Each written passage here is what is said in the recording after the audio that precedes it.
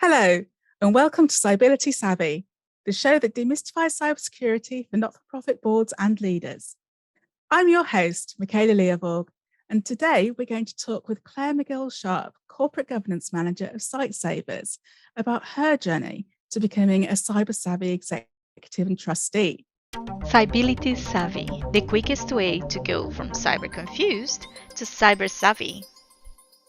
Welcome, Clare. Great to have you on the show. Thank you, Michala. Great to be here. Thank you for having me. Would you like to tell the audience a little bit about yourself? I am, as you said, Corporate Governance Manager for Sightsavers. For those of you who don't know, Sightsavers is an NGO, global NGO. So we work advancing eye health care and disability rights across Africa and some of Asia as well.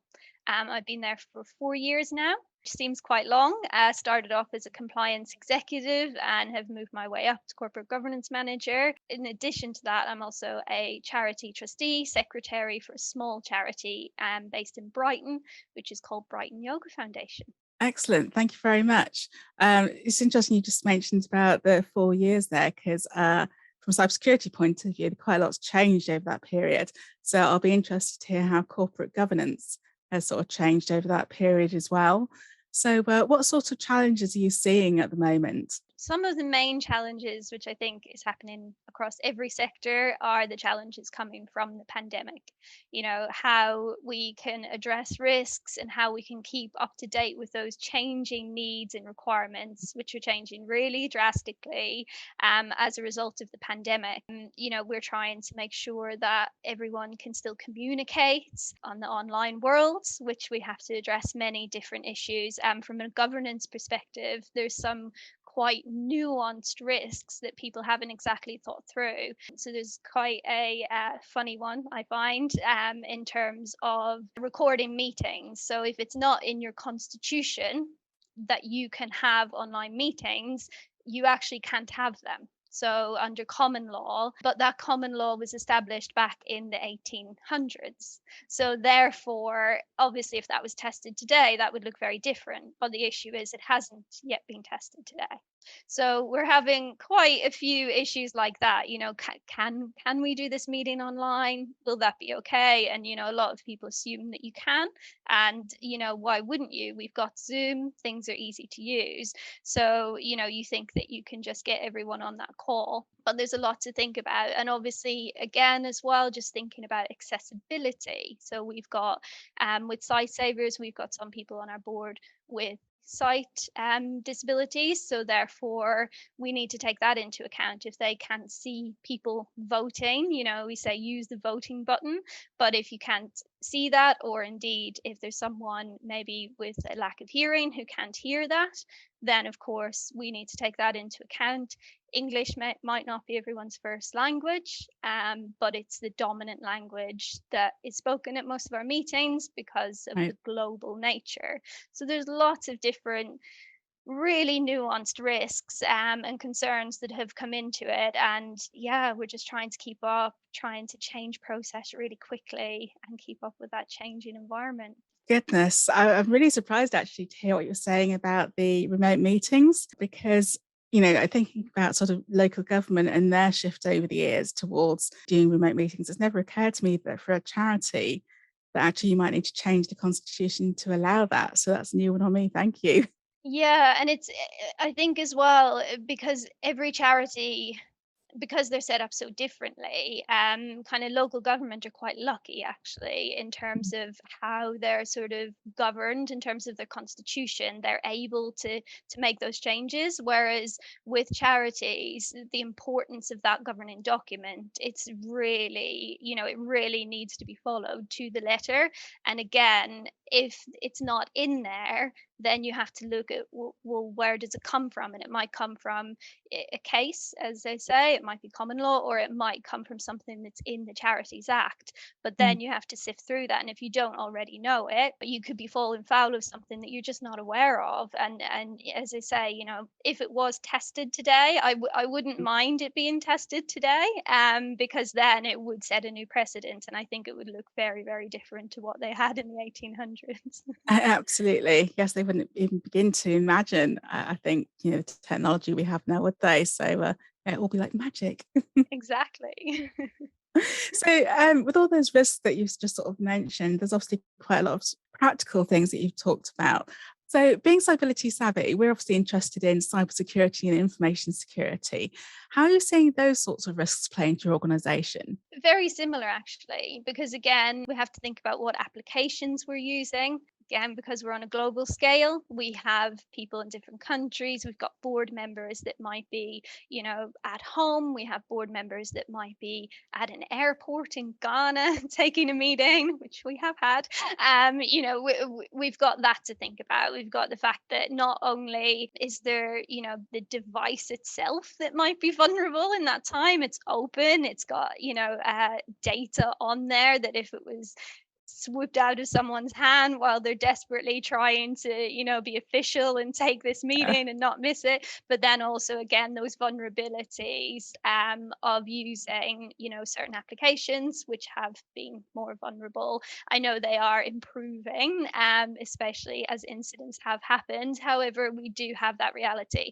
We also have expectations to meet because we've got so many board members as well. Senior management, want to make things as easy as possible for them. So there's things like, we don't really want to have passwords because, if we have this password, what if they don't have access to it? And, these people are busy and they're important and they might not have time to go through their email and find your password that you sent them 1 month ago when you gave them notice, or the password needs to remain the same every time. And it's like trying to explain that that's not possible is definitely a challenge that you need to, give examples, just make it clear really that you're not being difficult and explaining what those vulnerabilities are to make sure that, everyone's on board and that it's not just as simple as setting up a quick meeting with no password. Yeah, I was just thinking back to, at the start of the pandemic when everyone was suddenly like rushing online, that you had those wonderful examples of Zoom bombing. And if I recall, I think somebody Zoom bombed a cabinet meeting of the UK government, didn't they? I think, if I recall correctly. They So, did. They yes. did. So it's Yeah. definitely something that people should be mindful of. Just thinking about, with the example you've given about the passwords, I know that, well, it sounds like you're describing that sort of security friction that we sometimes see when we're trying to keep things secure, but it's balancing it with usability. And I know that recently there's been a big push from Microsoft around going passwordless. So, maybe one day, we'll get there. But yeah, it definitely does take a lot of consideration and thinking about, the risks of your own environment as to what's appropriate as well, because what works for some in some countries may not work for others. Most of the people we've spoken to on Cybility Savvy tend to be UK based. We've had a couple who work globally, but no one who's actually done corporate governance from your angle globally. So could perhaps tell us a bit about the differences you see there? There's a lot of similarities and a lot of differences, as you can imagine. So I'm responsible for 6 boards. So I'll give an example of maybe Nigeria. So Nigeria is your typical setup, the same as a board would be in the UK. We have a president who chairs most meetings. We have a vice president. We've got a secretary. We have a treasurer. We have an AGM where the accounts are done every year, and we have quarterly board meetings where strategy is discussed and risks and so forth.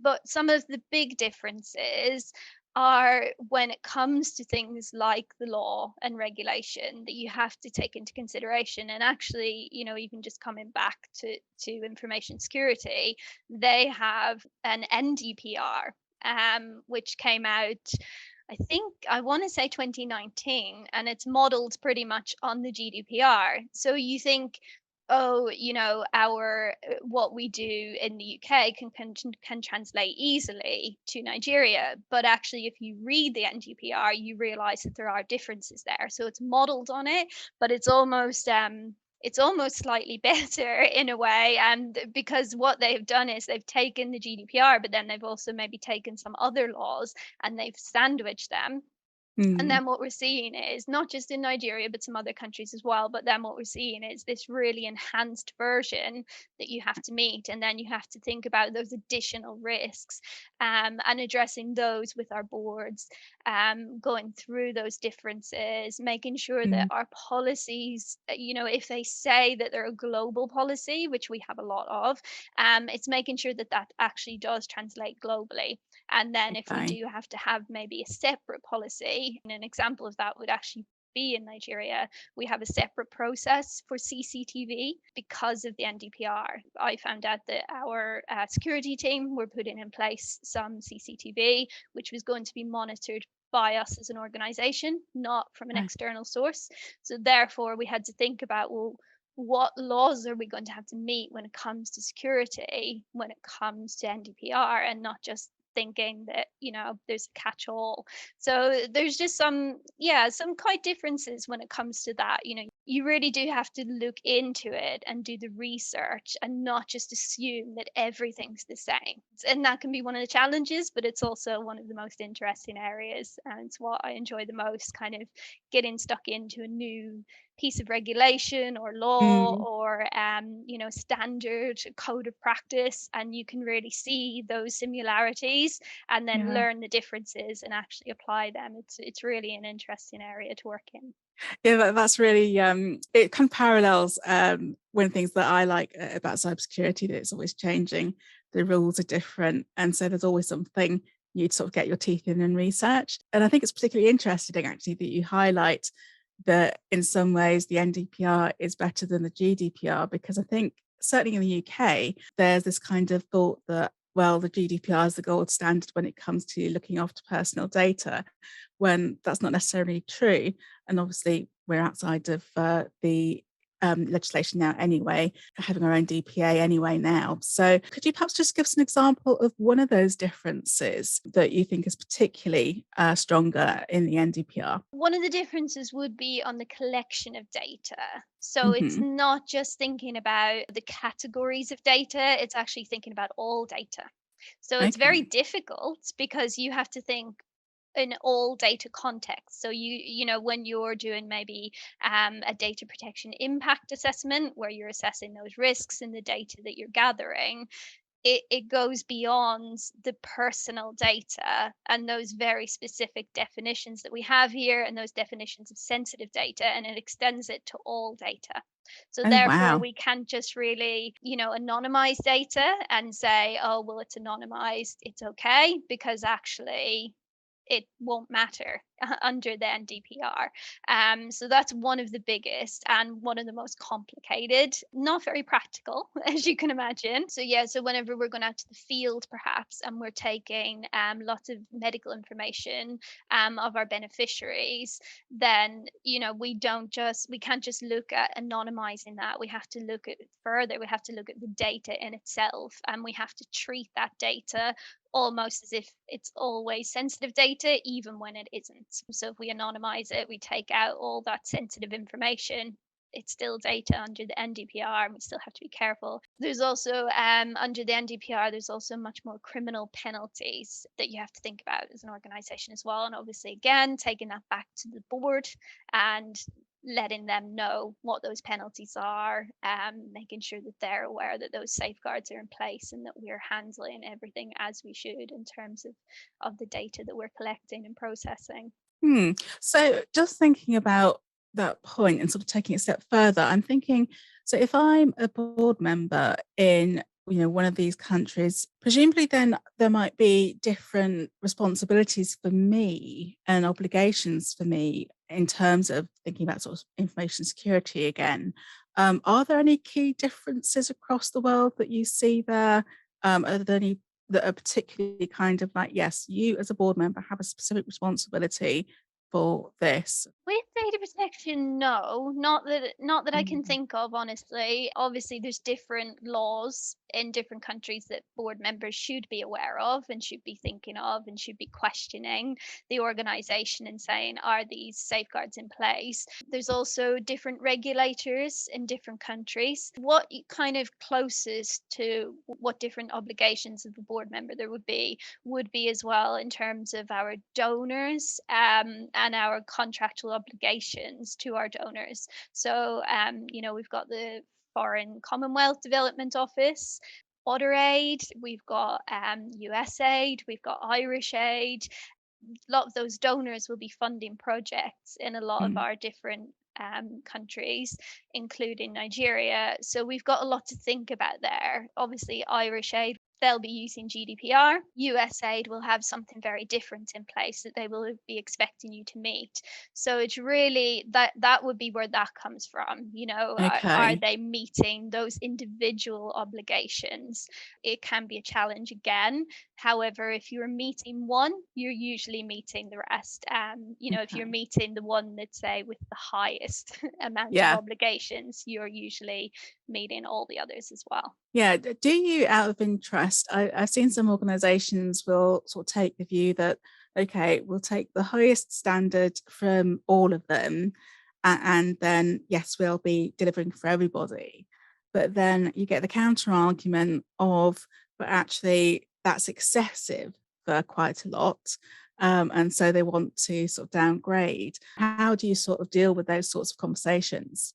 Yeah, it's true. I mean, and those conversations have been had because obviously you're looking at resource as well. Mm. And you don't want to overburden colleagues with different requirements that they don't have to commit to. So there is that element. We tend to go mostly off the highest, requirement or regulation, unless there's something else that they can go with. If there's a law in Ghana, for example, even if that law didn't necessarily supersede the law of the head office in the UK, we would still go with that law. So we wouldn't, replace it with the UK law. We would continue with following Ghanaian law.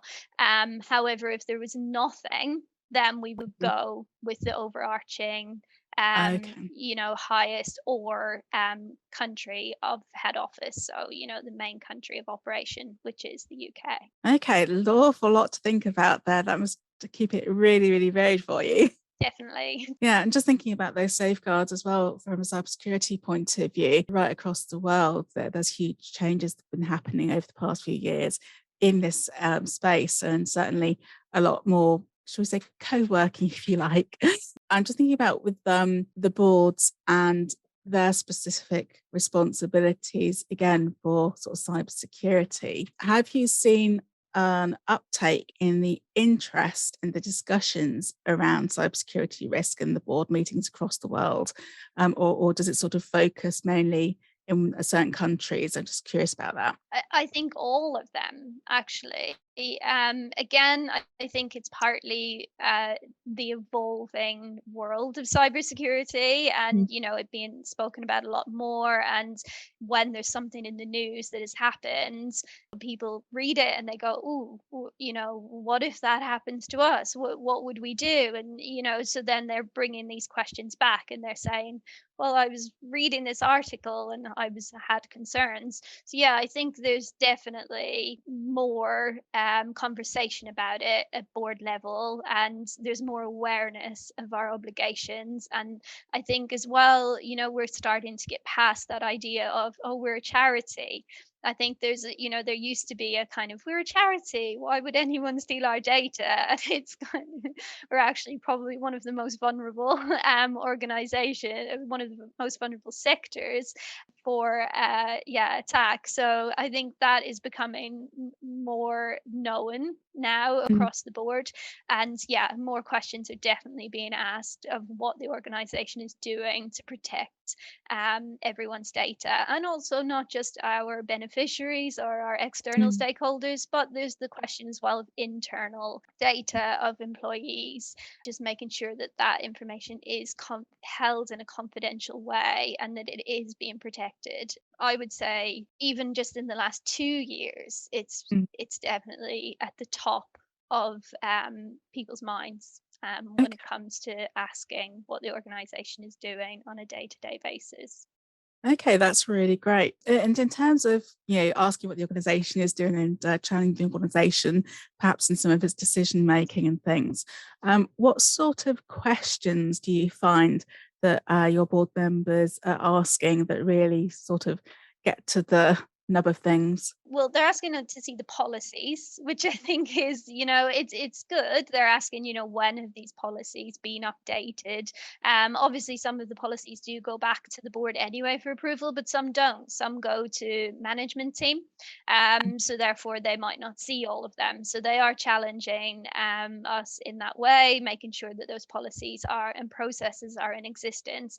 And then they're also making sure that they understand the processes that we're putting in place. So I think it's not just, the questions are much more detailed, and they're not just, do you have a policy, are you protecting data? Yes, we are. Okay, let's move on. They're actually asking, well, how are you doing that? If you are going to take information of 600 villagers in Malawi, how are you collecting that information and where is it going? And I think they really want to understand more about how we're actually doing it and where we're storing it, so they can safely put their minds at ease and say, okay, they've explained how they're taking it, what consents they have in place, where that's being stored, where it's transferred to. Now I know that we are actually collecting that data appropriately. Whereas I think in the past, sometimes it was just a case of, do you have mandatory training and do you have a policy? Which, even if you have those two things, Mm. there's definitely no guarantee that you're storing, collecting, processing that information appropriately. Yeah, that's really interesting to hear that they are, sort of really wanting that level of detail. Actually, that's really encouraging from my perspective. You touched on training a moment there, and I was just wondering, what have you seen in terms of changes for information security training for board members? I suppose over the years and around the world, any differences? The training definitely has increased and the awareness has increased across the board.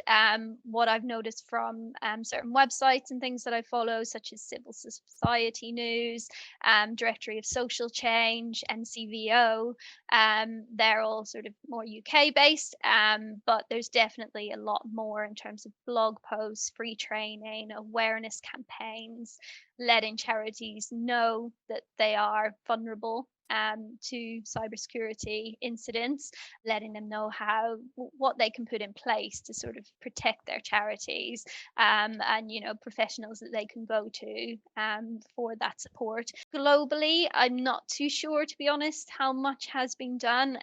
Certainly across Africa and Asia, anyway. What I have noticed is that across Africa and the countries that we work in, such as Ghana, Malawi, they've all been putting in a lot more in terms of regulation in the last few years. And therefore, I think with that will come a little bit more campaigning in terms of awareness and building that as time moves on. But at the moment, that still isn't exactly there for everyone. So there is still a lot of internal communications that need to happen in that regard. Okay. And how do you deal with that internal communication piece in relation to board members? I've certainly seen in some organisations, they'll sort of take a drip feed approach little by little with emails.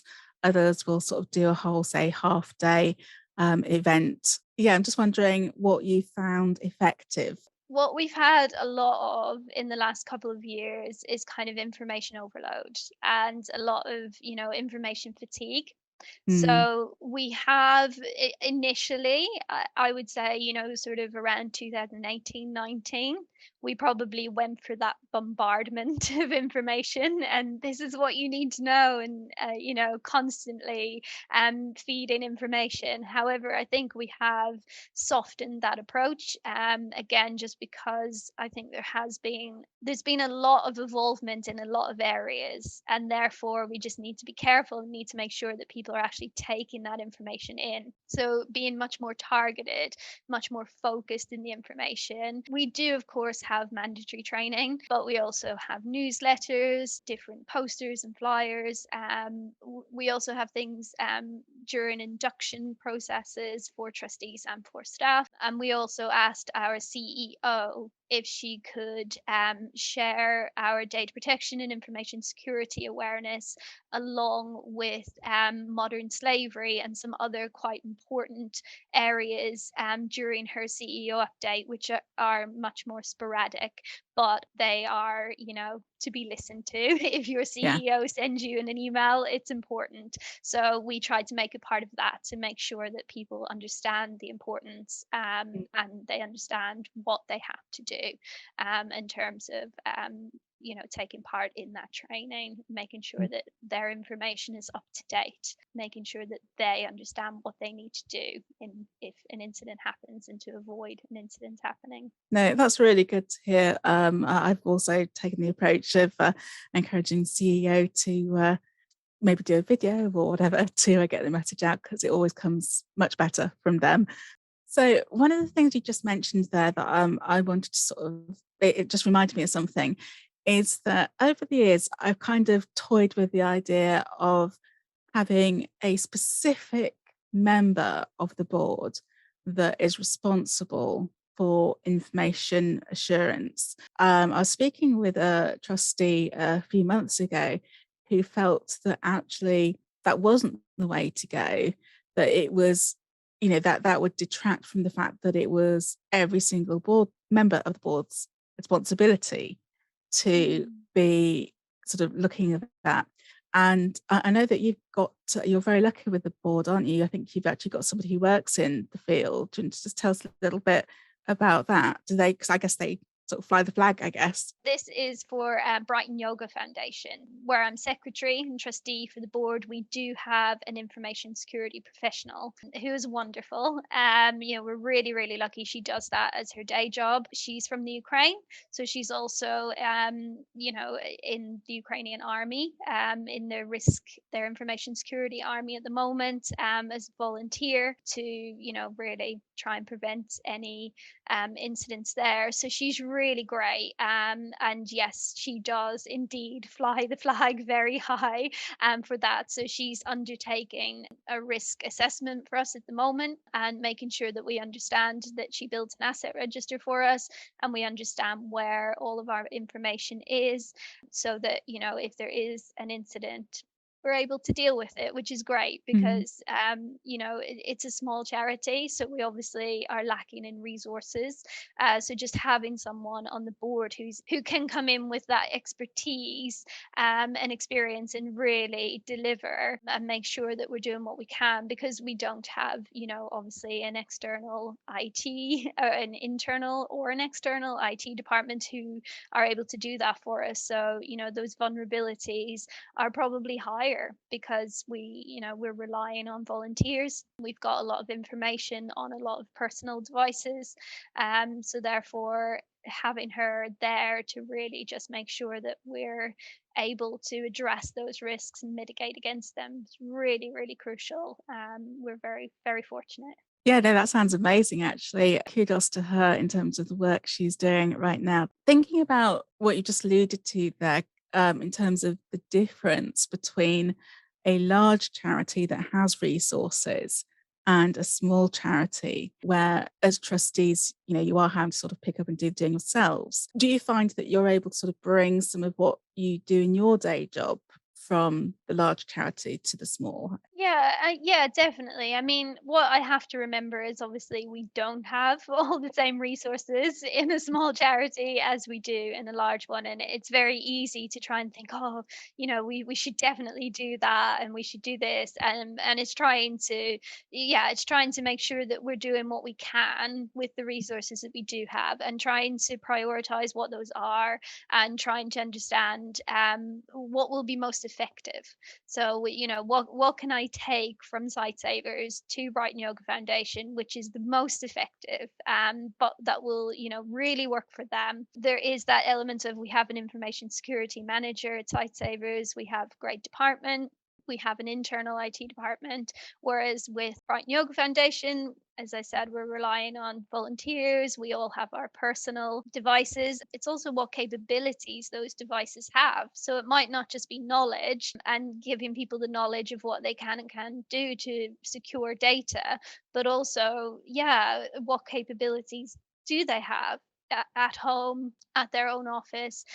So it's really exploring that and trying to find out what is in place and then working again with what you have. Trying not to put too high expectations on a very small organization.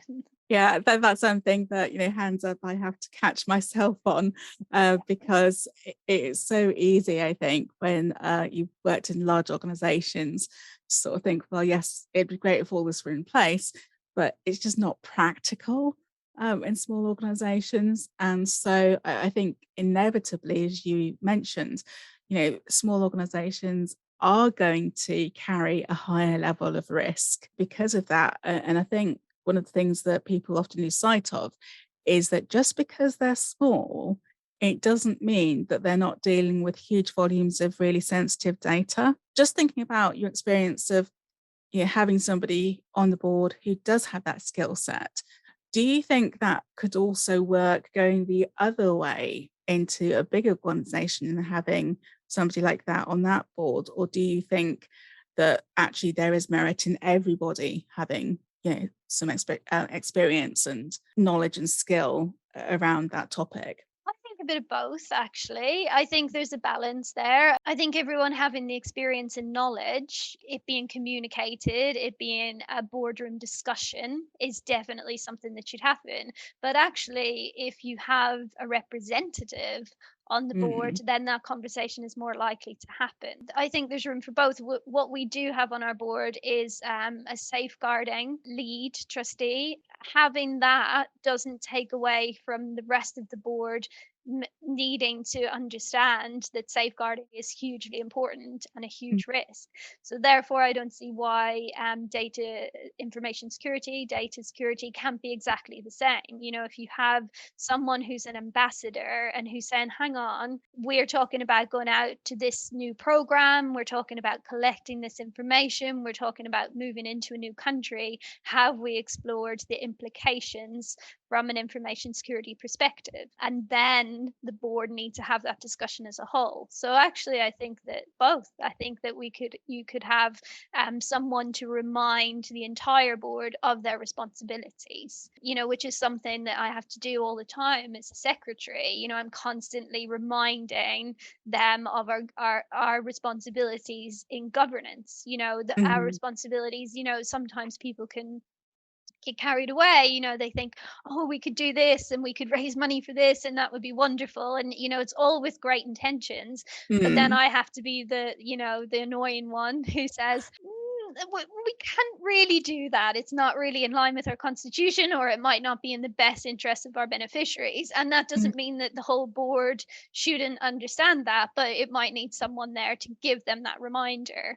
mm, So yeah, I think that an information security professional would definitely be needed, especially in the environment at the moment, mm, where again, we've spoken a lot today about how fast changing it is. And in my board, because we're dealing with, we have a global board and then we have, individual boards. So we're mm. dealing with so many different areas, just having someone to say, have we taken everything into consideration? No, that's really, really helpful. Thank you, Claire. There's a gentleman who works in the charity sector who posts on LinkedIn and posts the most wonderfully funny, many profiles, if you like, of board members. One of those is that you've got, the person who sort of knows it all and speaks up about stuff, but then everyone else just shuts up and leaves it to them. It sounds from what you're saying that, yes, it's good to have that ambassador there, but it doesn't mean that people should sort of relegate their responsibility. They still need to participate in those discussions. That's the role of a board member. I was just wondering if there's any sort of things that you'd like to share with people about, specifically key messages for board members who are perhaps new to doing this or aspiring to become a board member. What key messages would you and advice would you give them around corporate governance and security? I think for anyone aspiring to be, go for it. I would say, there's a lot of really helpful information out there. There's a lot of website. There's is it Get On Board? Getting on board.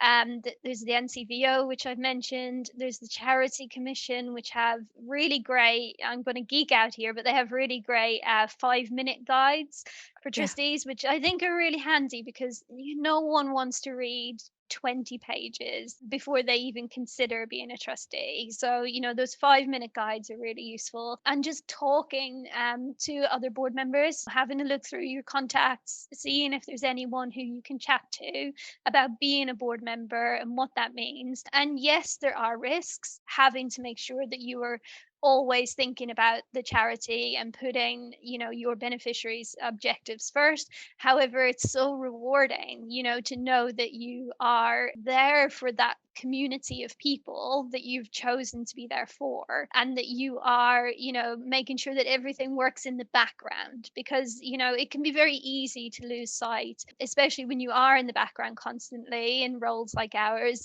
It can be easy to lose sight of the person at the other end, and I think really coming back to that and reminding yourself why you're there, that's really, really key. And I think just making sure that you're constantly asking yourself, are we doing the right thing?